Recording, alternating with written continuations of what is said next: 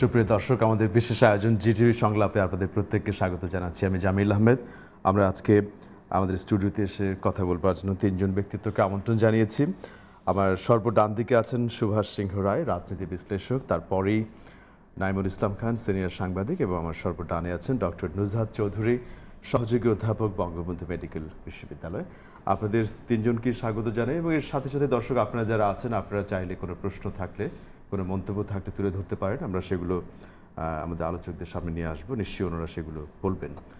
আমরা এই মুহূর্তে আজকের আলাপটি শুরু করতে চাই নুজহাত চৌধুরী আপনাকে দিয়ে। বিশেষ করে আমরা গত বৃহস্পতিবারে গতকালকে মানবতা বিরোধী মামলার বিচারের আরেকটি রায় আমরা শুনতে পেয়েছি, যেখানে জামাতে ইসলামের আমির মতিউর রহমান নিজামের রায় নিয়ে রায় ঘোষিত হয়েছে। এবং এই বিষয়ে অনেকদিন থেকেই প্রসিডিংস এবং নিউজ আমরা ফলো করছিলাম, এবং এর সাথে সাথে যেটা প্রায় আমরা দেখছি যে রায় ঘোষণার পরেই জামাত হরতাল ডাকে, রবিবারে তারা হরতাল ডেকেছে সোমবার সকাল পর্যন্ত। যাই হোক, ওভারঅল আপনি যদি এই বিষয়টিকে একটু মূল্যায়ন করেন, আমরা এইভাবে শুরু করতে চাই, অন্য বিষয় নিয়ে কথা বলবো। আলবদর কমান্ডার নিজামীর এই রায়টা আমি মনে করি খুব গুরুত্বপূর্ণ ছিল। সব কয়জন যুদ্ধাপরাধীর রায় জাতির জন্য খুবই গুরুত্বপূর্ণ এবং আমাদের বিশুদ্ধিকরণ এবং বিচারহীনতার সংস্কৃতি থেকে বের হয়ে আসার আরেকটি ধাপ। কিন্তু এই বিশেষ ব্যক্তিটি ছিল আলবদর কমান্ডার, এবং পরবর্তীতে সেই একই ধারাবাহিকতার যে রাজনৈতিক দল যারা 40 বছর ধরে কখনো ক্ষমা প্রার্থনা করেনি, অনুশোচনা করেনি, বরং একই অপরাজনীতি বিশ্বাসপে বাংলাদেশকে বিষাক্ত করেছে, সেই দলের সে আমির ছিল। সুতরাং শুধু 71-এর পাপের জন্য না, কন্টিনিউয়াস যে বাংলাদেশের এগেনস্টে তাদের যে বিষাক্ত রাজনীতি, তার দোষেও কিন্তু সে দোষী, কিন্তু তার বিচারটা আসলে 71-এর অপরাধের জন্য হয়েছে, যেখানে একটা আমাদের জন্য মানে পুরো জাতির জন্য এবং বিশেষ করে বুদ্ধিজীবী সন্তানদের জন্য খুব বিশেষ একটি ব্যাপার হচ্ছে যে এখানে আরেকজন ব্যক্তি, মুজাহিদের পর আরেকজন ব্যক্তি, যার বুদ্ধিজীবী হত্যাকাণ্ডের জন্য অপরাধের জন্য সাজা অভিযোগ আছে। এবং ব্যক্তিগতভাবে আমার জন্য এটা খুব একটা ইমোশনাল এবং খুব একটা গুরুত্বপূর্ণ রায় ছিল এই কারণ হচ্ছে এখানে একটি বিশেষ অভিযোগ কিন্তু শহীদ বুদ্ধিজীবী হিসেবে আলিম চৌধুরীর অপহরণ ও হত্যার ব্যাপারটি, এবং আমার মা কিন্তু এই মামলার 13তম সাক্ষী ছিলেন। তাকে আমি কোর্টে গিয়ে সাক্ষ্য দিতে দেখেছি, এবং সেই করুণ মানে অভিজ্ঞতা যে আবার তিনি বলছেন, সেটা আসলে অনেক আমার কাছে মনে হচ্ছে আসলে অনেকগুলো রায় পেয়েছি, কিন্তু এই রায়টার জন্য আমার কিছু ব্যক্তিগত ব্যাপারও ছিল। যে আমরা তো আসলে আমি সবসময় বলি যে অনেক ধরনের মানে আমরা অনেক কিছু দেখে এসেছি, তো ঘরপোড়া গরু যে সিঁদুরে মেঘ দেখলে ভয় পায়, সুতরাং আমি রায়টা না আসা পর্যন্ত, ফাইনাল এই যে এই ডিসমিস কথাটা না শোনা পর্যন্ত আসলে স্বস্তি পাচ্ছিলাম না। এটা আমাদের জন্য অনেক স্বস্তির, এবং আমরা কৃতজ্ঞ দেশবাসীর কাছে যে এই রায়টা আমরা পেয়েছি। এবং আমি মনে করি আমাদের যে শহীদ বুদ্ধিজীবী খালি নন, সমস্ত শহীদদের প্রতি একটা শ্রদ্ধা প্রদর্শনের আরেক ধাপ আমরা অবশ্যই পৌঁছলাম। ধন্যবাদ নুজহাত, আপনি শুরু করলেন। আমি একটু সুব্রত আপনার কাছ থেকে শুনি একটু, যদি আপনার মূল্যায়নটা, তারপরে অন্য বিষয়ে আলাপ করবো, নিশ্চয়ই একটু বলেন। আপনাকে ধন্যবাদ। যে দুজন বিজ্ঞ আলোচক এখানে উপস্থিত আছেন, জামিল ভাই আপনাকে সহ আমি শুভেচ্ছা জানাচ্ছি, এবং দর্শক যারা দেখছেন তাদের প্রতি আমার শুভেচ্ছা রইল। আমি একটু বলে নিতে চাই যে 7ই মে যে দিনটাতে আমরা প্রবেশ করলাম, সেই দিনটি বাংলাদেশের জন্য একটি গুরুত্বপূর্ণ দিন এবং বাঙালি জাতির জন্য। এই কারণে এই 7ই মে 2007 সালে আজকের প্রধানমন্ত্রী শেখ হাসিনা দ্বিতীয়বারের স্বদেশ প্রত্যাবর্তন দিবস। তার এই 11 সরকার তাকে যেভাবে মানে তিনি যখন আমেরিকাতে গিয়েছিলেন তার কন্যার পুত্র সন্তান সেই হওয়ার ইয়েতে, সেই উপলক্ষে যাওয়ার পরে তাকে কিন্তু বাংলাদেশে আসতে বাধা দেওয়া হয়েছিল, এবং সারা পৃথিবীব্যাপী তখন এটা জেনেছিল যে শেখ হাসিনা কি সংগ্রাম করে বাংলাদেশের মাটিতে প্রবেশ করেছিলেন। আমি এই দিনটি স্মরণ করছি, কেননা এই মে মাসের 17 তারিখে আবার শেখ হাসিনা 1981 সালে দেশে ফিরে এসেছিলেন, সেই স্বদেশ প্রত্যাবর্তন দিবস। অতএব তার এই দুটো স্বদেশ প্রত্যাবর্তন স্মরণ করছি। আমি ডক্টর নুজহাত চৌধুরীর সাথে সম্পূর্ণ একমত হয়ে এটা যদি বলি যে বাংলাদেশে এই পর্যন্ত 4জন কুখ্যাত রাজাকারের ফাঁসি হয়েছে, এবং আর একটা খুব সন্নিকটে, একেবারে সন্নিকটে। এবং এ পর্যন্ত 37টি মামলা তদন্ত সম্পন্ন হয়েছে এবং 22টি মামলা রায় ঘোষণা করা হয়েছে এবং আরও 3টি মামলা কিন্তু প্রায় বিচারের শেষ পর্যায়ে। এবং এটা কিন্তু এক ধরনের অগ্রগতি। এই বঙ্গবন্ধুর মৃত্যুর পরও কেউ কখনো ভাবেনি বাংলাদেশে এদের কখনো বিচার হবে, এদের ফাঁসি হবে, এদের কোনো বিচার করা যাবে। কেননা আইন প্রণয়ন করা হয়েছিল 1976 সালে 28শে জুলাই, যে প্রজ্ঞাপন জারি করে বলা হয়েছিল যে যারা যারা আপনারা এই যুদ্ধ অপরাধী হিসেবে কিংবা নাগরিকত্ব হারিয়েছেন তারা আবেদন করুন। তাদের পরিপ্রেক্ষিতে তাদেরকে নাগরিকত্ব দেওয়া হয়েছিল। কখনো কেউ ভাবেনি। এই নিজামী সাহেব, আপনার মনে আছে 10 ট্রাক অস্ত্র মামলার মূল হোতা। অতএব এবং খুব দুঃখজনক ঘটনা, এই 10 ট্রাক অস্ত্র মামলা যিনি ধরিয়ে দিয়েছিলেন, যে দুজন ব্যক্তি আলাউদ্দিন এবং হেলালুদ্দিন, 2 পুলিশ সার্জন, তারা যাচ্ছিল তাদের ডিউটি শেষ করে ওই পথ দিয়ে, তারা যেহেতু খবর দিয়েছিল, অতএব ওই সময় তাদের বিচার হয়েছিল আলাউদ্দিন এবং হেলালুদ্দিনের। আচ্ছা, আমি স্মরণ করছি আজকে এই এডওয়ার্ড কেনেডি, উইলিয়াম সাকসাবি, যারা মার্কিন সিনেটর 1971 সালে মুক্তিযুদ্ধের সময় বাংলাদেশের পক্ষে গুরুত্বপূর্ণ ভূমিকা রেখেছিলেন। এ কারণে বলছি যে উইলিয়াম প্রক্সমিয়ার নামে একজন সিনেটর ছিলেন। তিনি জাতিসংঘের যে আপনার জেনোসাইড কনভেনশনে যুক্তরাষ্ট্র স্বাক্ষর করতো না। 1967 সাল এটা সিদ্ধান্ত হয়েছিল, তারপরও দাবি করতো না। তিনি অসাধারণ একজন ব্যক্তি ছিলেন। তিনি বারবার সিনেটের প্রতি অধিবেশনে স্পিকারের দৃষ্টি আকর্ষণ করতেন এবং বক্তৃতা দিতেন। বছরের পর বছর তিনি বক্তৃতা দিয়েছেন এবং 19 বছর তিনি সিনেটের সদস্য ছিলেন। আমি আজকের দিনে স্মরণ করছি তাকে এ কারণে, তিনি হিসাব করে দেখাচ্ছে যে তিনি 3211 বার তিনি বক্তৃতা করেছেন এবং এটাকে তিনি লিপিবদ্ধ করেছেন, যে কারণে 1986 সালে রেগান প্রশাসন জেনোসাইড কনভেনশনে অনুস্বাক্ষর করতে বাধ্য হয়। এই যে আরেকটি ব্যাপার, বাংলাদেশের 1972 সালে বঙ্গবন্ধু ফিরে আসার 2 সপ্তাহের মাথায় কিন্তু এই দালাল আইন তৈরি হয় এবং সবচেয়ে গুরুত্বপূর্ণ ঘটনা, সংবিধানের প্রথম সংশোধনী আনা হয় এদের বিচার করবার জন্য। এবং এইটা কিন্তু আন্তর্জাতিক কনভেনশন, যেটা যদি ভালো বলতে পারবে, এটা কিন্তু আজকের পৃথিবীতে সব জায়গায় একটা গুরুত্বপূর্ণ ঘটনা হিসেবে উল্লেখ করা আছে। এবং আমার যদি পরবর্তীতে সুযোগ পাই আমি এই বিষয়ে বিস্তারিত। ধন্যবাদ সুভাষ দা। নাইম ভাই, আপনি এবার যদি বলেন। নাইমুল ইসলাম খান। না, আমরা তো এটা তো মানে আসলে এটা তো দ্বিমত করার বা ভিন্নভাবে দেখারও কিছু নাই। এইগুলিতে আমাদের বিষয়টা আমাদের সকলের একই আবেগ, একই মনোভাব, একই প্রতিক্রিয়া এবং আমাদের একই রকম স্বস্তি। যে বিচারটা হচ্ছে একটি গুরুত্বপূর্ণ পর্যায়ে আসলে অতিক্রম করছে, যেটা তুরিন আফরোজ বলছিল যে এইটা দিয়ে এই বিচারেরও একটা অধ্যায় উল্লেখযোগ্য মানে পর্যায়ে গেল। এখন আমাদের এই বিচারগুলি আমাদেরকে আসলে সামনের দিনগুলি সম্পর্কেও আরও দেখার আছে।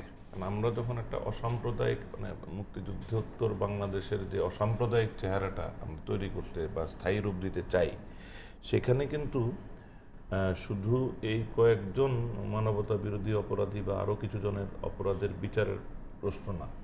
আমাদের এখানে যারা স্বাধীনতার বিরোধী রাজনৈতিক ভূমিকাও রেখেছিলেন, যারা হয়তো সরাসরি হত্যাকাণ্ডের সাথে জড়িত না, হয়তো অগ্নিসংযোগের সাথে সরাসরি জড়িত না, কিন্তু তার ভূমিকা পরোক্ষভাবে আমাদের মুক্তিযুদ্ধকে আরও বেদনা বিধুর করেছে। মানে হত্যার সংখ্যা বেড়েছে, পাকিস্তানিদের এখানে মানে মানে শাসন বা তাদের যে ইয়েটা হত্যাকাণ্ডের এই যে প্রক্রিয়াটা, মানবতা বিরোধী অপরাধের সময়টা দীর্ঘতর করতে সাহায্য করেছে। এই মানুষজনের কিন্তু আমরা ওই একটা কোনো ব্যবস্থায় আনি নাই। আমরা শুধু মানবতা বিরোধী অপরাধের বিচারটা করছি। এটা একটা বিরাট অগ্রগতি, বিরাট সাফল্য আমাদের। এটাও কিন্তু বিরাট চ্যালেঞ্জের ব্যাপার ছিল। কিন্তু এই চ্যালেঞ্জ অতিক্রম করার পর যখন আমরা একটা অসাম্প্রদায়িক বাংলাদেশ গড়ে তুলতে চাই, মুক্তিযুদ্ধের চেতনাটাই আমাদের একমাত্র চেতনা এবং আমাদের সরকারি দল, বিরোধী দল, তৃতীয় শক্তি সবকিছুই হবে মুক্তিযুদ্ধের পক্ষের। এই জিনিসটা আমাদের যদি করতে হয়, আমরা কিভাবে করব? ধরেন একজন রাজাকার, সে হয়তো যুদ্ধাপরাধী না, হয়তো আমরা যুদ্ধাপরাধীর অপরাধ খুঁজে পাবো না, সে একটা বিশ্ববিদ্যালয় পরিচালনা করবে। আমরা কিভাবে বাংলাদেশকে অসাম্প্রদায়িক রাখবো আর মুক্তিযুদ্ধের চেতনায় রাখবো? একজন যুদ্ধাপরাধী নয় কিন্তু স্বাধীনতা বিরোধী, সে একটা টেলিভিশন চালাবে, আমরা কিভাবে তার টেলিভিশনের প্রভাব থেকে কাউকে রক্ষা করব? এটা পৃথিবীর কোনো মুক্তি যুদ্ধ করে রক্তক্ষয়ী যুদ্ধের ভিতর দিয়ে যে দেশ স্বাধীন হতে হয়, মানে বাধ্য করা হয় স্বাধীন হতে, সেরকম একটা দেশে এই ধরনের লোকজনকে কিন্তু আপনি জনমানসে প্রভাব বিস্তার করার সুযোগ থাকে এমন কোনো কাজ করার অধিকার আপনি দিতে পারবেন না, দেওয়ার কথা না। তো আমরা কিন্তু ওই দিকগুলিও এখন আলাপ আলোচনা শুরু করা দরকার। আলোচনা যে একেবারে হয় না তা বলি না, কিন্তু আমি মনে করি যে এটা আরেকটা পর্যায়ে। আমাদের এখন সাহস, শক্তি, সামর্থ্য সবই বেড়েছে। আমি মনে করি যে এই দিকে যেতে হবে, নইলে মানে এখন আমাদের দেশটা অদ্ভুত ব্যাপারটা কি, যে যুদ্ধাপরাধীর সাজা হয়েছে, এখানে হরতাল ডাকার লোকও থাকে। উই হ্যাভ টু আন্ডারস্ট্যান্ড কিভাবে থাকে। এখানে মানবতা বিরোধী অপরাধের বিচার হচ্ছে, এটা নিয়ে নানান ওয়েবসাইটে দিয়ে রাখে, এছাড়া তেমন কোনো অ্যাক্টিভিটি কিন্তু দেখা যায় না এখন। অ্যাক্টিভিটি জাস্ট ডাকার যে প্রক্রিয়া, হ্যাঁ সেটা বলছি। প্রথম কথা হচ্ছে এই ডাকাটা তো একটা অবৈধ কাজ হিসেবে, এটার বিরুদ্ধে তো এটার একটা আলাদা মামলা হওয়ার কথা, এটা অনেকে এটার জন্য মানে সাজা পাওয়ার কথা। আমি বলছি এই অধ্যত্ব তো দেখাইতে পারার কথা না। তো এই জায়গাটা এটা কিন্তু হচ্ছে এই জন্য যে আমাদের এখানে ওদের প্রতি সিম্প্যাথাইজার একটা গ্রুপ রয়ে গেছে। কিন্তু আমি সাধারণভাবে মানুষকে দোষারোপ করা আমার উদ্দেশ্য না। আমার উদ্দেশ্য হচ্ছে যে ৭৫-এ বঙ্গবন্ধু এবং তার পরিবার সহ অন্যান্যদের এই হত্যাকাণ্ডের প্রসেসটার পর বাংলাদেশ হয়তো এই ভৌগোলিক সীমারেখায় একটা ছিল, কিন্তু এটা কার্যত বলা যায় যে স্বাধীন পূর্ব পাকিস্তান হয়ে গেছিল আর কি। এই মানে একেবারে খুব ভালোভাবে বললে এটা স্বাধীন পূর্ব পাকিস্তান। এখন স্বাধীন পূর্ব পাকিস্তানের ফলে এখানকার এই যে ২১ বছরের যে মিডিয়া বলেন, মানে পাঠ্যপুস্তক বলেন, আমাদের সামগ্রিক যে পরিবেশ পরিস্থিতি, আলাপ আলোচনা, রাজনীতি যা ছিল, তাতে একটা বড় সংখ্যক মানুষ তারা কিন্তু বিভ্রান্তভাবে এই সময় বড় হয়েছে। মানে বিভ্রান্ত এই জন্য বলছি যে আজকে তাদের কাছে তারা কেউ মুক্তিযুদ্ধের ব্যাপারেও নিরপেক্ষ। আচ্ছা, তারা কিন্তু বিরোধিতা না মুক্তিযুদ্ধের ব্যাপারে নিরপেক্ষ। এখন মুক্তিযুদ্ধের ব্যাপারে তো নিরপেক্ষ হওয়ার কিছু নাই, মুক্তিযুদ্ধের পক্ষে অথবা বিপক্ষে, এটার মধ্যে কোনো নিরপেক্ষ জায়গা নাই। কিন্তু এই নিরপেক্ষ জাতিসংঘ থাকতে পারে, কিন্তু বাংলাদেশে আমি এই জন্যই বলি ওই ২১ বছরের একটা ব্যাকগ্রাউন্ড এখানে কাজ করেছে, এই ব্যাকগ্রাউন্ডটা কাজ করছে। তো আমাদেরকে আবার এইগুলো সংশোধন করার জন্য কিছু কাজ করতে হবে, এবং এই সংশোধন এত সহজ না, কারণ এটা দৃঢ়মূল হয়েছে। তারা যে শুধু এক্সিস্ট করেছে তা না, তারা রাষ্ট্র ক্ষমতায় ছিল, তারা জাতীয় পতাকা পেয়েছে। আপনি কিভাবে ওই কয়েকদিনের জাতীয় পতাকা তার গাড়ি থেকে সরাবেন কিভাবে? মানে এই দৃশ্য, এই file, how do you change, এগুলি কিন্তু মানে বাংলাদেশের ইতিহাসের অংশ হয়ে গেছে। তো এগুলি যে আমাদের একজন মন্ত্রী ছিলেন, উনি আবার সমাজ কল্যাণ ছিলেন। এখন আমার কথাটা হলো যে এই পরিবর্তনগুলোর ব্যাপারেও আমাদের এখন কাজ করতে হবে। অনেকে মনে করেন যে না, এটা মিডিয়াতে আমরা অনেকে মুক্তিযুদ্ধের পক্ষের লোকজন কথা বলতে হবে। যদি এইভাবে আমরা বলতে চাই, তাহলে আমার মনে হয় না যে আমরা মানে খুব দ্রুত বাংলাদেশকে স্থিতিশীল করতে পারবো। মুক্তিযুদ্ধের চেতনা সমৃদ্ধ হয়ে যে আমাদের অর্থনৈতিক অগ্রযাত্রা হবে, আমাদের সামাজিক অগ্রযাত্রাটা হবে, সেটার ক্ষেত্রে আমাদের অনেক না, এটা আরো অনেক কিছু। মানে আমি বলতে চাচ্ছি যে এখানে একটা বিশ্ববিদ্যালয় এখনো যদি পারমিশন থাকে, আইনি পরিবর্তন করতে হবে। কিন্তু অনেক সময় বলে যে আমি একটা বিশ্ববিদ্যালয়ের অনুমোদন দিয়েছি, উনি স্বাধীনতা বিরোধী একটা পরিবারের, এখন এটা ফিরে নেওয়া যাবে না, কারণ আইন এলাও করে না। আমার মনে হয় এটা একটা বিশেষ আইনই হইতে হবে। এই কারণে তাহলে সেগুলি আইনের ফিরিয়ে আনা- পরিবর্তনই হতে হবে। আইনের পরিবর্তন হতে হবে। অথবা আমরা যে জিনিসটা চাই, আমি যদি একটু যেটা এটাকে বলেন, মানে সমর্থন করতে চাই কথাটাকে, আমরা কিন্তু শহীদ পরিবাররা আমরা সবসময় বলি, এবং আমরা যারা যুদ্ধাপরাধের বিচারের জন্য কাজ করছি নির্মূল কমিটি, আমরা কিন্তু সবসময় বলি যে আসলে এই যুদ্ধাপরাধের বিচার কিন্তু একটা খুবই কঠিন একটা কাজ ছিল, কিন্তু এটা কিন্তু প্রাথমিক পদক্ষেপ। আপনি যদি যেই সংশোধনের কথা নাইম ভাই বলছেন সেই সংশোধনগুলো না করেন, তাহলে কিন্তু আমার যেটা বিবেচনা যে দীর্ঘমেয়াদী কোনো ফল আমরা পাবো না, বরং যে যেটুকু অর্জন হয়েছে যুদ্ধাপরাধীদের বিচারের মাধ্যমে সেটুকু রিভার্স করার ক্ষমতা স্বাধীনতা বিরোধীদের আছে বলে আমি মনে করি। আচ্ছা, আপনি একটা প্রশ্ন আমি একটু সাথে যোগ করতে চাই। যারা এই যে আপনি মামলার সাক্ষীর কথা বলেছেন, আমরা কিন্তু সাক্ষীদের নিরাপত্তা নিয়ে অনেক গণমাধ্যমে কথাবার্তা শুনেছি, এবং আমি এটা ছোট চট্টগ্রামে এই তারা সাক্ষীর কিন্তু ক্ষতিগ্রস্ত নিরাপত্তা হয়েছে থেকে শুরু করে আজকে থেকে 10 বছর 15 বছর পরে যদি আবার এই নিজামীর একটা রিট্রায়াল কইরা তাকে শহীদ ঘোষণা করা হয়, এই প্রেক্ষাপট কিন্তু আমরা রেখে যাচ্ছি।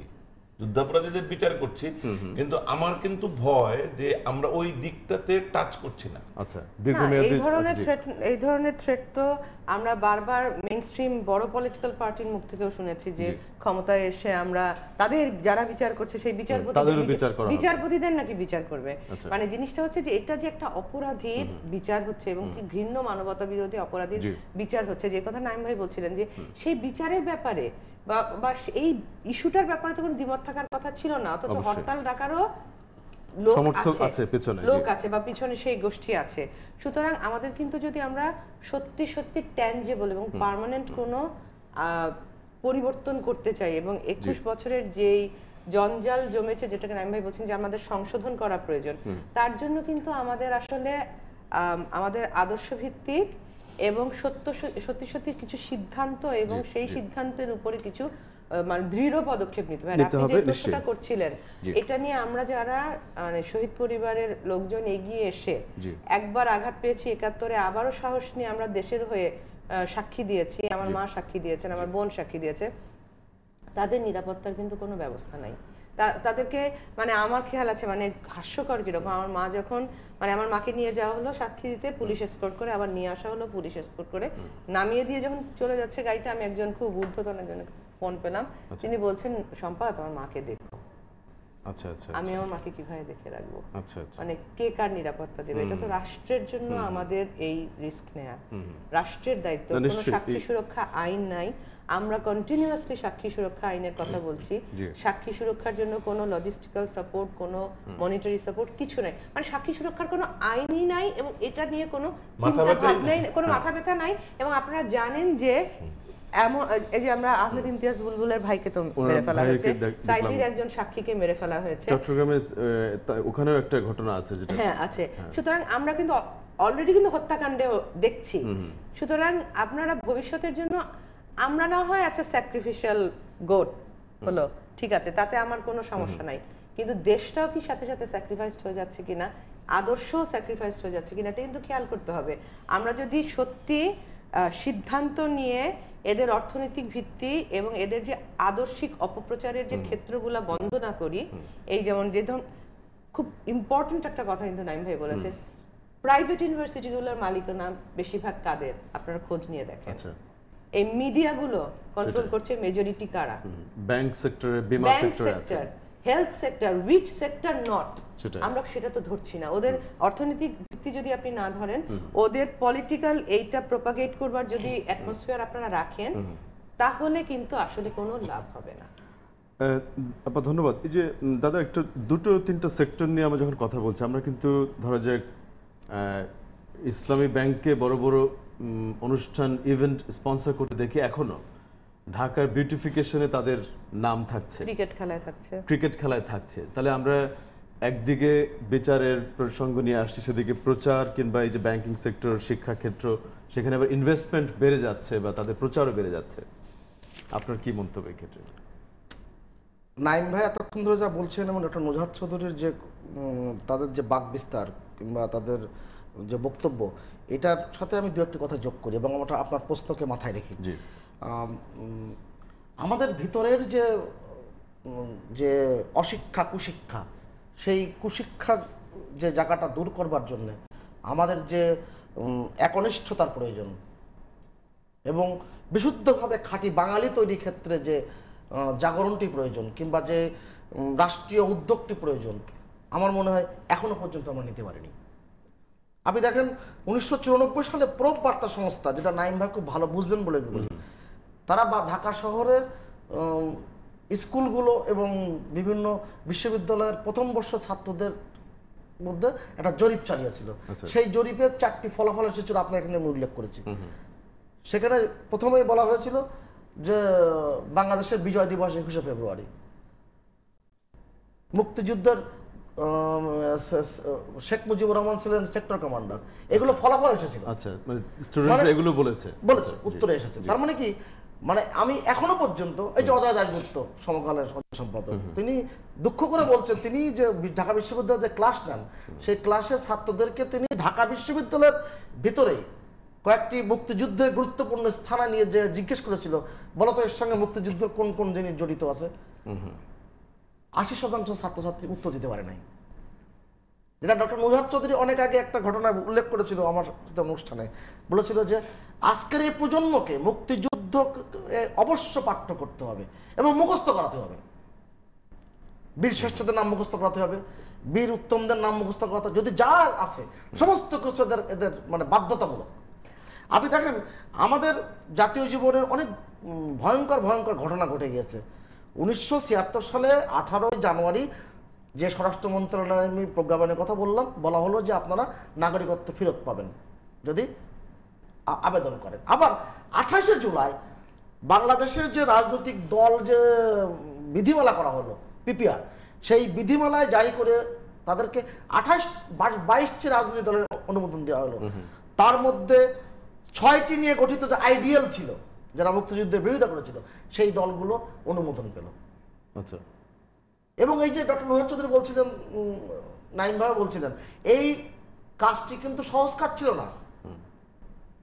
আমি যেদিনকে কাদের মোল্লার ফাঁসি হয়, ওদিনকে আমি একটি টেলিভিশন অনুষ্ঠানের জন্য কলকাতায় গিয়েছিলাম। আমি ভয়ঙ্কর জিনিস দেখেছি।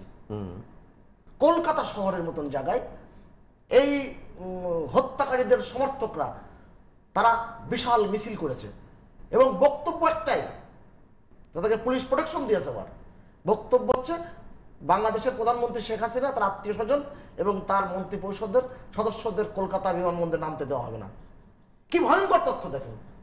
আবার তার পরের দিন গণজাগরণ মঞ্চের পক্ষে একটা মিছিল বেরিয়েছিল, সেই মিছিল পুলিশ দাঁড়াতে দেয়নি। অতএব ব্যাপারটা কিন্তু খুব সহজ ব্যাপার না কিন্তু যুদ্ধাপরাধের বিচার করা। আপনি দেখেন কি বাংলাদেশের সমর্থক, মানে বাংলাদেশের নাগরিকরা, কলকাতার নাগরিক। তার মানে কি এটা কিন্তু বিস্তৃত হয়েছে বহুদিন। এই যে খাগড়াগড়ে যারা গ্রেপ্তার হয়েছে, তারা কেন্দ্রীয় গোয়েন্দা সংস্থা, ভারতের কেন্দ্র সংস্থার কাছে বলেছে তাদের মূল টার্গেট শেখ হাসিনা। হ্যাঁ, অতএব বিষয়টা কিন্তু অত সহজভাবে আমরা দেখি অনেকের ক্ষেত্রে। কিন্তু জন কেরি ফোন করে কেন কাদের মোল্লা ফাঁসি দেবেন না? বান কি মুন ফোন করে কেন কাদের মোল্লার ফাঁসি দেবেন না? ব্যাপারটা কিন্তু অত সহজ না। অতএব এটা কোন জানি না বাংলাদেশের মানুষ, এই যে অনেক পণ্ডিতজন আছে, বুঝেও না বুঝার ভান করেন, যেটা কিছুটা ইঙ্গিত করেছেন নাইম ভাই। আপনি দেখেন বঙ্গবন্ধু যখন দেশ স্বাধীন হওয়ার পরে, আপনি 74 সালে ফেব্রুয়ারি মাস পর্যন্ত বাংলাদেশের কোনো নাগরিক ওই অর্থে হজ করতে যেতে পারেনি। পরিবেশটা কত জটিল কঠিন ছিল, এত সহজ না, কিন্তু এত সহজ না। এই যে আলজেরিয়ার মুক্তি সংগ্রামের নেতা প্রেসিডেন্ট হোয়ারি বুমিদিন, তিনি কিন্তু এই সংযোগটি করিয়ে দেন ওয়াইসির মেলবন্ধনটি। এই ফেব্রুয়ারি মাসে 74 সালে এই ওআইসির সদস্য লাভের পর থেকে বাংলাদেশে মুসলিম সংখ্যাগরিষ্ঠ দেশটা তখন বাংলাদেশকে স্বীকৃতি দেয়। এটা কিন্তু সহজ কাজ না কিন্তু। এবং এই জাতিসংঘের যে আমাদের বাংলাদেশের প্রবেশ ঘটে কিন্তু তারপরে 1974 সালের সেপ্টেম্বর মাসে। ব্যাপারটা মিলিয়ে দেখুন। এখন অনেকে কিন্তু মিলাতে চায় না, বুঝতে চায় না, আর বুঝতেও না বুঝার ভান করেন। এই যে আন্তর্জাতিক পরিস্থিতি এই যে বাংলাদেশ সরকারের নবগঠিত জাতীয় সংসদে যুদ্ধ অপরাধীর বিচারের জন্য যে যুগান্তকারী আইন, আন্তর্জাতিক অপরাধ আদালত 1973 যে হলো, এটা কিন্তু জাতা ব্যাপার ছিল না। এবং 72 সালের সংবিধানে আমি আগে উল্লেখ করেছি, প্রথম সংশোধনী আনলো কিন্তু এটার কিন্তু এই সাংবিধানিক সুরক্ষা দেওয়ার জন্য। আজকের এই প্রেক্ষাপটে এই 4 দশকের অনেক বেশি সময় ধরে এই যে পরবর্তী আজকে যে জায়গায় দাঁড়িয়েছে, এই জায়গায় দাঁড়িয়ে কিন্তু এখন আমাদের প্রজন্ম, যেমন আমার বয়স 50-51 বছর বয়স, আমার বয়সী ছাত্রদের মানুষের কাছে কিন্তু মুক্তিযুদ্ধের চেতনায় আমরা যারা স্কুল কলেজে পাঠ করেছি, আমাদের কাছে কিন্তু ওইভাবে ছুঁয়ে যায়নি। আমরা শুনে আসছি অন্য কথা। অতএব এই যে পরবর্তী যে প্রজন্মের যে ব্যাপারগুলো, এগুলো কিন্তু লক্ষ্য রাখতে হবে। নিশ্চয়ই আমরা আরো আলাপ করবো। আবার একটা বিরতি নিয়ে ফিরে আসছি আপনাদের কাছে। সুভাষ, ধন্যবাদ আপনাকে এতক্ষণ বেশ কতগুলো ঐতিহাসিক প্রসঙ্গে বলার জন্য। দর্শক, আপনারা নিশ্চয়ই আমাদের সাথে আছেন। আমরা একটা বিরতি নিয়ে ফিরে আসছি আজকের সংলাপে।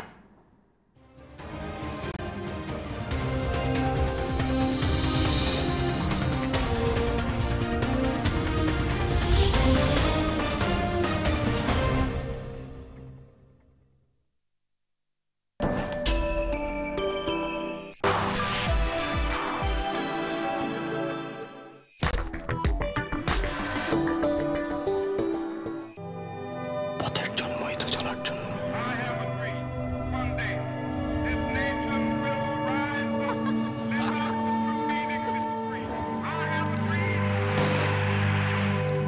পথের জন্মই তো চলার জন্য।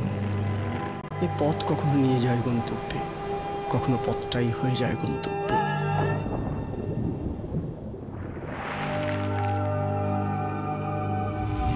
কেউ খোঁজে পথের দিশা, কেউ এ পথেই খুঁজে পায় নিজেকে। এ পথে কেউ হারাবে, কেউ এ পথেই জিতবে।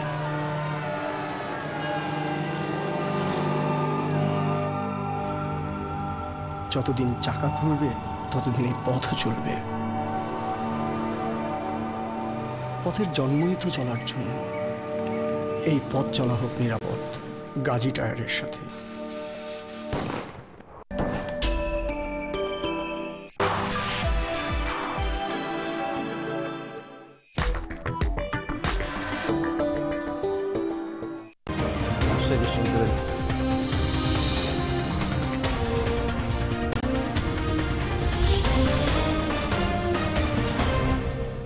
আমরা বিরতি পরে আবার ফিরে এলাম আজকের জিটিভি সংলাপে। আমরা বিরতিতে যাবার আগে কিছুটা মানবতা বিরোধী যে বিচারের রায়, তার সাথে সংশ্লিষ্ট কতগুলো বিষয়ে কথা বলেছি, নিশ্চয়ই আমরা আরও বলবো। আমি আরেকটা প্রসঙ্গ একটু যোগ করতে চাই এর সাথে।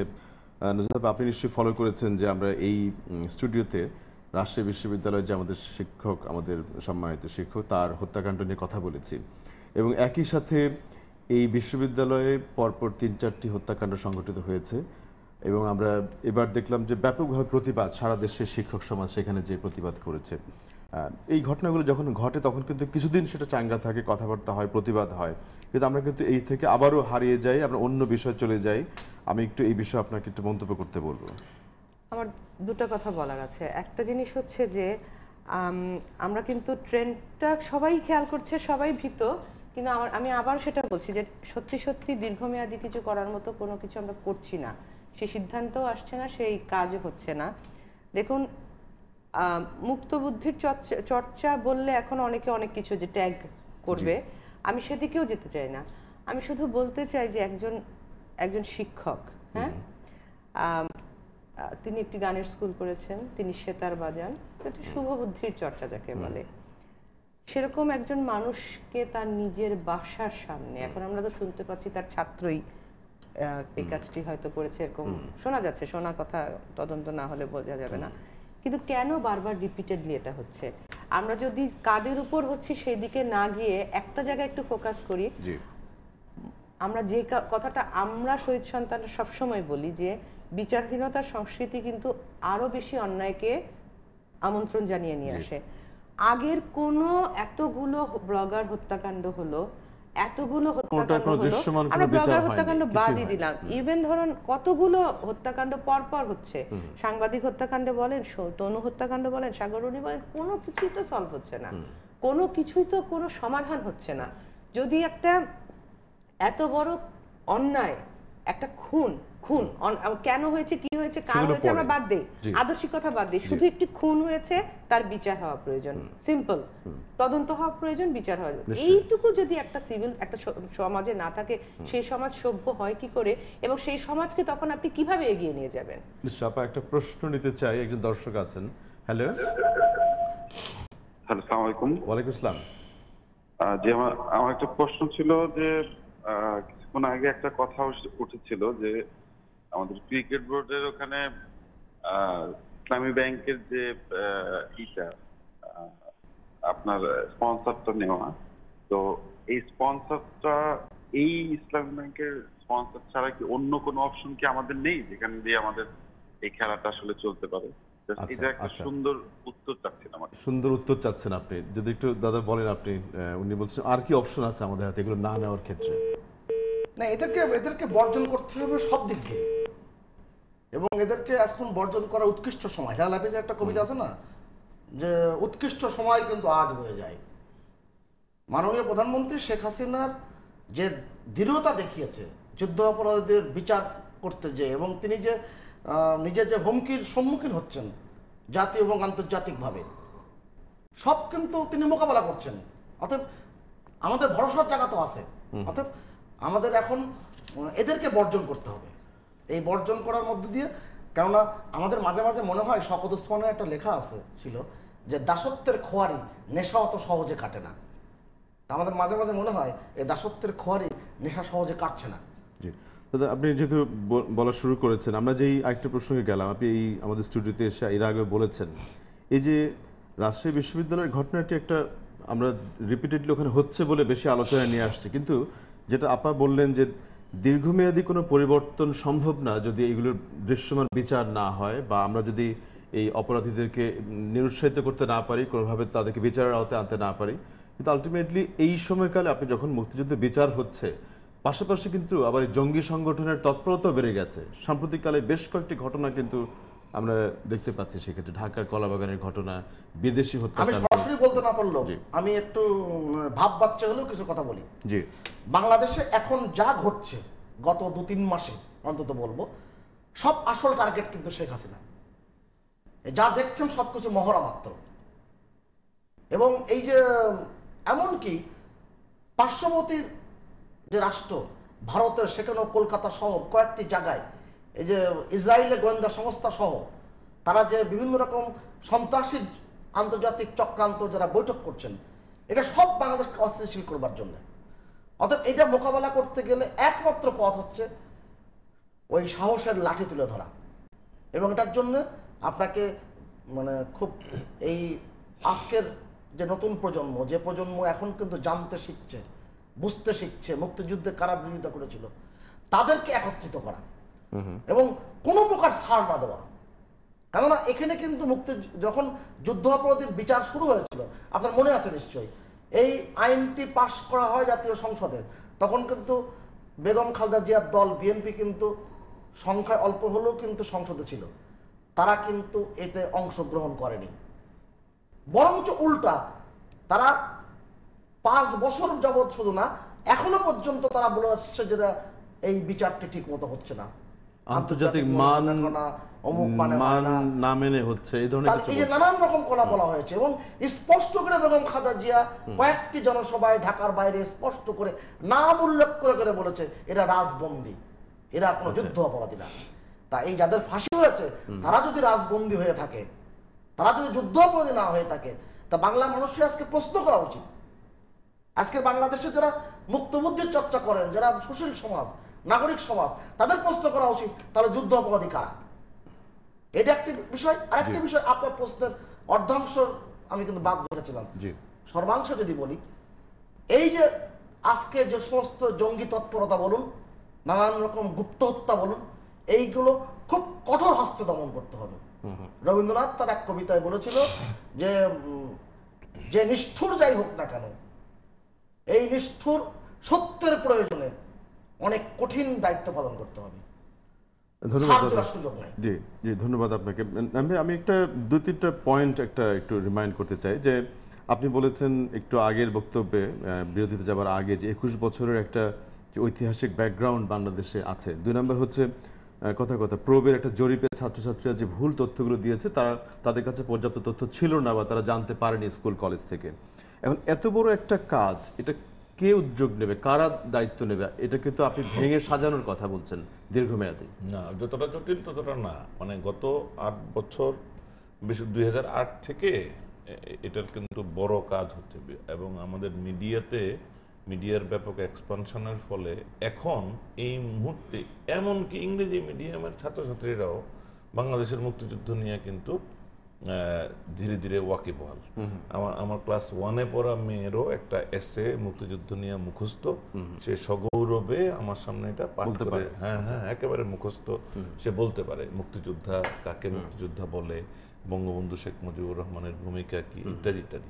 এখন আমার কথা হচ্ছে এটা যেমন আরো ব্যাপার আছে, এটাতে এই বছরই আমি আমার ক্লাস 1-এ পড়ার মেয়ের কাছে শুনতে চাই না, আমার বড় মেয়ে যখন আরো ছোট ক্লাসে ছিল এর আগে একদিন এসে আমাকে বললো যে বাবা তুমি বীর শ্রেষ্ঠ হইতে পারো নাই কেন, মানে তার বাবাকে বীর শ্রেষ্ঠ হিসেবে দেখতে চাচ্ছে। তো আরেক মেয়ে এসে বলতেছে তুমি মুক্তিযোদ্ধা হইতে পারো নাই কেন।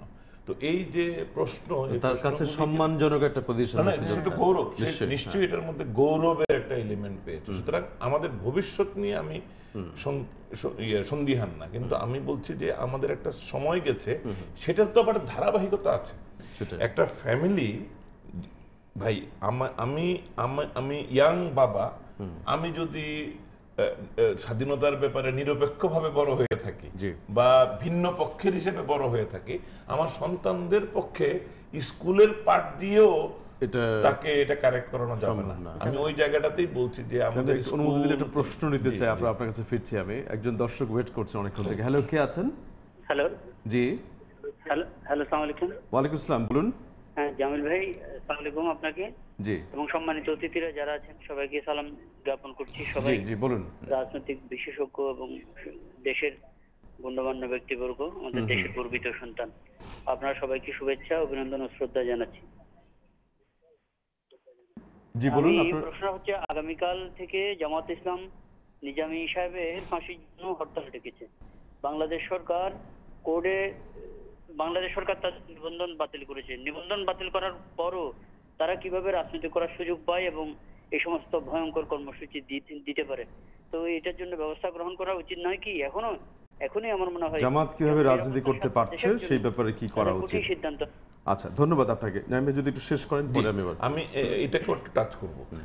আমার মনে হয় যে আমরা যে এখানে বলছি, এই যে আমি বলছি যে এই যুদ্ধাপরাধী সঙ্গে সঙ্গে মুক্তিযুদ্ধের বিরোধিতাকারীদেরও একটা কিছু চিহ্নিত করা দরকার আছে, তাদেরও এক ধরনের বিচার হওয়া দরকার আছে এবং তাদের অধিকারের ক্ষেত্রে কিছু সীমিতকরণের দরকার আছে। তার না করে সে সাধারণভাবে চাকরি করতে পারবে, ছোট ব্যবসা করতে পারবে, কিন্তু জনগণের উপরে ইনফ্লুয়েন্স করতে পারে এমন জায়গাগুলোতে কিছু দিতে পারবে না। Public position, constitutional position, MP হওয়া, ভোট দিতে পারবে কিন্তু এমপি হইতে পারবে না, এরকম। মানে আমি বলছি যে খুব বেশি না, কিন্তু কিছু জিনিস আছে তাদের জন্য এটা আউট অফ বাউন্ড। আমি একটা ছোট যোগ করি, আপনি বহুবার বলেছেন, সেটা হচ্ছে যে পৃথিবীতে সব দেশে কিন্তু আপনার বর্ণবাদী দলও আছে, অনেক অনেক বড় বড় দেশে, এবং মানে ধর্মীয় দল বহু দেশে, সব দেশে আছে প্রায়, এমনকি বিলেতেও আছে, আছে। পৃথিবীতে এমন কোন দেশ দেখাতে পারবেন যেই দেশে যারা স্বাধীনতার বিরোধিতা করেছিল সেই দেশ রাজনীতি করার সুযোগ পায়? আপনি বলতে চাচ্ছিলেন? না, আমি এটা ছোট্ট কথা শেষ করে দিই। জিনিসটা হচ্ছে যে এখন আমরা এটা বলছি মানে এই না যে আমরা আবার শেখ হাসিনার প্রতি অনাস্থা প্রকাশ করছি। আমাদের এটা আবার সুভাষও একটু ইঙ্গিত করেছেন, আমরা যত সহজে যুদ্ধাপরাধীদের বিচার এটা সেটা আলোচনা করে ফেলছি, সামগ্রিকভাবে আমি দেখি তো শেখ হাসিনার যে চ্যালেঞ্জ, যেমন সুভাষ কিন্তু এটা বললো যে সমস্ত কিছু টার্গেট শেখ হাসিনা। যদি তারা কেউ মনে করে যে কাকে মারলে সবই বন্ধ হবে, তাহলে তো শেখ হাসিনা, এর নিয়ে কোনো সন্দেহ নাই। সুতরাং টার্গেটও লজিক্যালি শেখ হাসিনাই হবে। এবং শুধু এটা না, কিন্তু এখানে আমাদের যে বিশ্ব পরিস্থিতি এখন, মানে পশ্চিমা বিশ্ব যেভাবে চাপ সৃষ্টি করছে, আমাদের এখানে একটা টেকনিক্যাল প্রবলেম। আমাদের দেশটা মুসলিম সংখ্যাগরিষ্ঠ দেশ, মানে মানুষ ধর্মভীরু, খোদাভীরু ধরনের মানুষ। এখানে যুদ্ধাপরাধীদের যখন বিচার করছেন, ওই অপরাধীরা কিন্তু আবার সামহাও ওই ৭১-এর কাজটাকে বলে তারা they were trying to defend Islam, মানে তারা এটার মধ্যে ইসলাম নিয়ে আসে। আবার বিশ্বব্যাপী যে ধর্মীয় জঙ্গিবাদ, সেটারও যে বাংলাদেশের এই যে উপদ্রবটা, সেটার মধ্যে আবার একটা ইসলাম আছে। এই যে ইসলাম থাকার কারণে একটা মুসলিম সংখ্যাগরিষ্ঠ দেশে এইটাকে সামাল দেওয়া কিন্তু এত সহজ কঠিন কথা কাজ। নয়। অবশ্যই এটা আর কঠিন শেষ কাজ। মন্তব্যটা হচ্ছে যে এই যে পশ্চিম বাংলার ব্যাপারে বলছে, এখন যদি পরিকল্পনা হয় কলকাতায় বসে, মানে কোথাও একটা বসে, সেখান থেকে যদি 3টা লোক 5টা লোক এসে কলা বাগানে 7 দিন রেকি করে, একদিন অ্যাটাক করার পর ঢাকার ওই কলা বাগান থেকে ভারতের যে কোনো একটা জায়গায় গিয়ে পৌঁছানো 6 ঘন্টা থেকে 8 ঘন্টার ব্যাপার। তো এগুলো এদেরকে কি ধরাও strongly- কিন্তু আমরা যতটা সহজ বলি, পুলিশ কথায় কথায় ধরে ফেলবে, সহজে এটা এটা কিন্তু পারছে এত না। সহজ জি, না। জি। কোনো ট্রেসই তো হয়তো বাংলাদেশে নাই তার আর। ধন্যবাদ নাইম ভাই। আপা একটু যোগ করতে চাচ্ছিলেন আপনি, তারপর আমরা শেষের দিকে আসলে হ্যাঁ, সংক্ষেপে আমি যেটা বলতে চাই কি যে আসলে এটা কিন্তু এক ধরনের জঙ্গিবাদী সাম্প্রদায়িক আদর্শের সাথে প্রগতিশীল অসাম্প্রদায়িক আদর্শের বিভেদ জি। এবং ফাইট। হ্যাঁ, আদর্শকে কিন্তু ফাইট করতে হবে আদর্শ দিয়ে। আমরা যুদ্ধাপরাধীর বিচার করছি, এটা একটা প্রাথমিক ধাপ, কিন্তু আপনি যদি আদর্শের চর্চাটাই আপনি স্প্রেড করতে চান, সেটা সবচেয়ে বড় টুল কি? শিক্ষা। আমি মনে করি আমাদের আসলে অনেক অর্জন ব্যর্থ হয়ে যাচ্ছে শিক্ষাক্ষেত্রে আমাদের ব্যর্থতার জন্য। আমরা কিন্তু আমাদের সিলেবাসে আমরা সবসময় শহীদ পরিবার থেকে এবং অ্যাক্টিভিস্টদের পক্ষ থেকে বলে এসেছি যে আমরা 100 নাম্বার মুক্তিযুদ্ধ বিষয়ক ইতিহাসের একটা সাবজেক্ট চাই। যেমন ইংলিশ মিডিয়ামের ছাত্রীদের কথা আসলো, আমার ছেলেটা ইংলিশ মিডিয়ামে ক্লাস 3-তে পড়ে, সেদিন দেখি একটা বোর্ডে সে ছবি, জাস্ট ছবি, কতগুলা অ্যারো এবং কতগুলা সিগন্যাল দিয়ে, মানে সাইন দিয়ে লিখেছে আলেকজান্ডার ভার্সেস পোরাস ওয়ার। কিভাবে করে আলেকজান্ডার স্বল্প সংখ্যক সৈন্য নিয়ে এই পথে একটা অ্যারো, এই পথে একটা অ্যারো। আমার তখন মনটা কষ্টে ভরে গেল, এই জায়গায় তো আমার ছেলে আবু ওসমান চৌধুরী 8 নম্বর সেক্টরে অমুক যুদ্ধটা কিভাবে করেছেন, এইখানে একটা অ্যারো, এইখানে একটা অ্যারো দিয়ে সে দেখাতে পারতো যে আমরা 8 নম্বর সেক্টরে কিভাবে ইয়ে করলাম, কাদেরিয়া বাহিনী। না না, আমার কথা কি, আমি এই শিক্ষাটা চাচ্ছি, অ্যারো দিয়ে একে তারা যুদ্ধের আমাদের সেক্টরগুলোর ওয়ার শিখবে। তারা খালি বীরশ্রেষ্ঠ সেক্টর কমান্ডার না, বুদ্ধিজীবী না, তারা হচ্ছে একেবারে আদর্শের মুক্তিযুদ্ধের প্রত্যেকটা জিনিস তারা দাগিয়ে দাগিয়ে দাগিয়ে দাগিয়ে পড়বে, মুখস্থ করবে, ক্লাস 1 থেকে ক্লাস 10, 10-এ গিয়ে পরীক্ষা দেবে, যেন কোনোদিন কেউ আর কখনো তাদের মাথা থেকে এটা মুছতে পারে না। যেটাকে মুনতাসির মামুন বলেন মনোজগতে আধিপত্য। এটা যদি আপনি বিস্তার করতে না পারেন, এবং তাহলে আপনার কোনো কিছু করে কোনো দীর্ঘমেয়াদী ফল হবে না। এবং মনোজগতে আধিপত্য বিস্তারের একমাত্র টুল হচ্ছে, একমাত্র না, সবচেয়ে বড় টুল হচ্ছে শিক্ষা, আর দ্বিতীয় হচ্ছে সংস্কৃতির চর্চা। একটা প্রসঙ্গ, আমাদের মুক্তিযুদ্ধ বিষয়ক মন্ত্রী বা শিক্ষামন্ত্রীদেরকে আমরা পাবলিক প্রোগ্রামে আমরাও যখন কনসাল্ট করেছি, আমরা কিন্তু বলতে শুনি দৃঢ়ভাবে যে মুক্তিযুদ্ধের সপক্ষে বা এগুলোকে পাঠ্যপুস্তক সিলেবাসে নিয়ে আসা দরকার, কিন্তু এই দরকারটা কবে ইমপ্লিমেন্টেশন হবে? না, আমি মুক্তিযুদ্ধ বিষয়ক মন্ত্রণালয়ের দায়িত্ব কিন্তু এটা না, এটা আসলে ওনাদেরকে বলতে শুনেছি এবং শিক্ষামন্ত্রীর বিষয়। আসলে এটা অনেক বড় হয়তো সিদ্ধান্তের ব্যাপার, অনেক বড় কর্মযজ্ঞ, কিন্তু আমার কথা হচ্ছে 2008 থেকে তো অনেকগুলো বছর গেল, আমরা কোনো কর্মযজ্ঞ শুরু করার অথবা বিভিন্ন সিদ্ধান্ত গ্রহণের প্রসেসও দেখছি না। বরং উল্টা আমরা দেখেছি মাদ্রাসায় আমাদের 3য় শ্রেণীর যে বইগুলা দেয়া হয়েছে, সেখানে একটা ছোট ছেলে একটা নৌকা বাইছে, একটা মেয়ে একটা শাপলা তুলছে, সেই ছবির মধ্যে ছেলেটার মাথায় একটা টুপি পরানো হয়েছে, ছেলেটাকে ফুল প্যান্ট পরানো হয়েছে এবং মেয়েটাকে সালোয়ার কামিজ পরানো হয়েছে। এই হচ্ছে আমরা, মানে আমরা সামনে আমরা যদি যুদ্ধাপরাধীর বিচার করে 3 ধাপ সামনে যাই, তাহলে শিক্ষা ক্ষেত্রে আমরা 2 ধাপ পিছাচ্ছি। আমরা বারবার বলছি, আমি স্পষ্ট করে শহীদ সন্তান হিসেবে বলছি, শিক্ষা ক্ষেত্রে মুক্তিযুদ্ধের আদর্শের এক্সপ্যানশনের জন্য আমাদের কোনো কাজ আসলে। অবশ্যই, ধন্যবাদ। আমরা শেষ করব খুব সংক্ষেপে। সুভাষদা, আপনি কিছু একটা যোগ করতে চাচ্ছেন? আমি এটা নিয়ে শেষ করতে চাই। দেখেন, এই যে মুক্তিযুদ্ধের আজকের যে প্রজন্ম, মুক্তিযুদ্ধের যে তারা যে জানতে শিখেছে, আমার হাতে একটা বই আছে, এই বইটা মুজাদ আপা নিশ্চয়ই পড়েছেন, 30 লক্ষ শহীদ বাহুল্য নাকি বাস্তবতা, আরিফ রহমান। একেবারে বাচ্চা ছেলে বলতে গেলে, বিশ্ববিদ্যালয়ে এখনো মানে লেখাপড়া কেবল শেষ করেছে। সেই ছেলে থেকে একটা জায়গায় জাতিসংঘের হিসাব দেখিয়েছে। দেখেন, তিনি বলছেন, আমি একটু শেষ করি, 1950 সালে আমাদের বৃদ্ধির হার ছিল, জনসংখ্যা বৃদ্ধির হার, জামিল ভাই লক্ষ্য করুন, 14.6। 1955 সালে ছিল 15.3, 1960 সালে ছিল 15.3, 1965 সালে 15.7, হঠাৎ করে 1970 সালে 5.5, আবার 1975 সালে 14.2, 1980 সালে 14.5। অর্থাৎ গড়ে আমাদের 14 এবং 15 ঘরে কিন্তু জনসংখ্যার বৃদ্ধির হার 1985 সাল পর্যন্ত দেখিয়েছে। 1970 সালে 5.5 যে বৃদ্ধির হার, এই যে এত কমে গেল, 30 লক্ষ শহীদ হয়নি এখনো যারা বলছে, এই বইটা খালি পড়লেই নিশ্চয়ই। এই কথা বলতে এই পড়তে হবে। reference-টা আমি আমাদের এই জন্য বলছি অবশ্যই গুরুত্বের শেষ সাথে- মুহূর্তে যেটা বলি জি যে রবীন্দ্রনাথের কথা আমি আবারও উল্লেখ করি, তিনি বলেছিলেন ক্ষমা যেখানে ক্ষীণ দুর্বলতা, হেরুদ্ধ নিষ্ঠুর যেন হতে পারি তোমার আদেশে। অবশ্যই আমাদের দাদা, নিষ্ঠুর হওয়ার সময় এসেছে। আপনাদেরকে ধন্যবাদ জানাবো আজকে সুভাষ সিংহ রায়, নাইমুল ইসলাম খান, ডক্টর নুজহাত চৌধুরী আজকে স্টুডিওতে এসে আমাদের সাথে আলোচনায় যোগ দেওয়ার জন্য। দর্শক আপনাদেরকে ধন্যবাদ এতক্ষণ আমাদের সাথে থাকার জন্য। আমরা আগামী আলোচনায় অন্য কোনো অতিথিকে নিয়ে আবারও হাজির হব। সে পর্যন্ত আপনারা প্রত্যেকে ভালো থাকবেন এই আশাবাদ জানিয়ে আজকে এখানেই শেষ করছি।